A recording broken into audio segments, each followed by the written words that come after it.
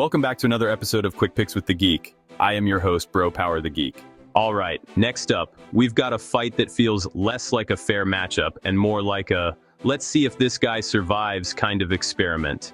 It's Baisangur Hunter Susukaev versus McConico. And buddy, this one has serious main character versus side quest NPC energy. Let's talk. Baisangur Hunter Susukaev, coming in as a -800 favorite with a record of 10-0. Baisangur Susukaev is one of those guys who just looks like he was built to hurt people professionally. Big, long, calm, and terrifying. Basically, if Khamzat Chimaev had a younger cousin who took finishing fights personally. The man's nickname is Hunter, and it's not just for show. Once he smells blood, you're basically a headline on ESPN+. He's undefeated at 10-0, and honestly, he's been making it look too easy. He came off the Contender Series, folded his opponent with a body kick that sounded like a baseball bat hitting a watermelon, then 4 days later jumped into his UFC debut and submitted a guy 4 days later. Most people need 4 days to get over a hangover. This dude went and choked out a man in front of Dana White. Susukaev's got that rare combination of physical gifts and violence IQ. Huge for the division at 6'2", with a 79-inch reach, and he knows how to use every inch of it. He's got nuclear power in his kicks, clean hands, and a sneaky good submission game that's starting to catch people off guard. He trains with Khamzat, which tells you everything you need to know. You either survive those camps or you end up in therapy. And clearly Baisangur's surviving just fine. Now the only real weakness, if you can call it that, is that he's still green at the elite level.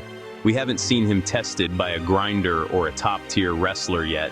There's no footage of him being forced to fight off his back for minutes at a time. So that's the question. Can he deal with adversity, or is he just that good that we won't find out for another year? McConico, coming in as a +575 underdog with a record of 10-3. Now on the other side, we've got McConico, a guy who's easy to root for because he's gritty, tough, and clearly putting in the work at the MMA lab. He's got solid grappling, a good chin, and a mindset that screams, I'm gonna make you earn it. Unfortunately, his style sometimes feels like he's making himself earn it too. He's got solid close-range grappling and a decent rear naked choke game, but the striking numbers tell a bit of a sad story. 1.5 strikes landed per minute. That's not just low, that's, are you buffering? Levels of low. He's got the physical tools, 6'0", 77-inch reach, but he doesn't throw nearly enough to keep aggressive opponents off him. And when you combine that with a 52% striking defense rate, yeah, that's like trying to block bullets with a napkin. Against someone like Susukaev, who can end your night with a single body kick, that's not a good mix. Still, McConico's not a pushover.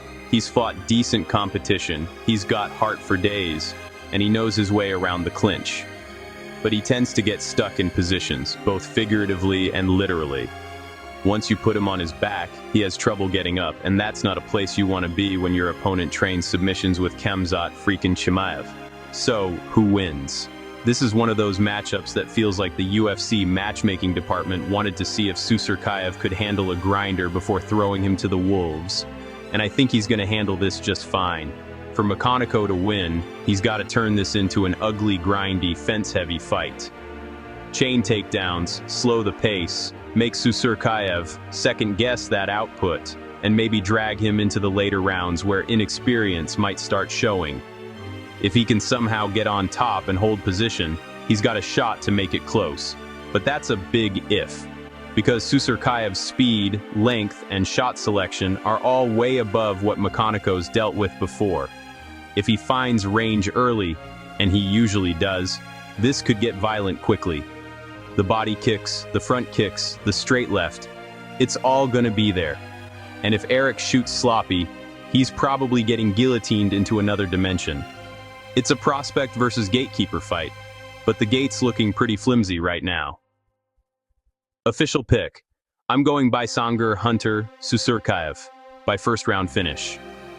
Whether it's a liver kick that folds McConico like a deck chair or a sneaky choke after a scramble, Susukaev's just too fast, too powerful, and too polished for this level of competition.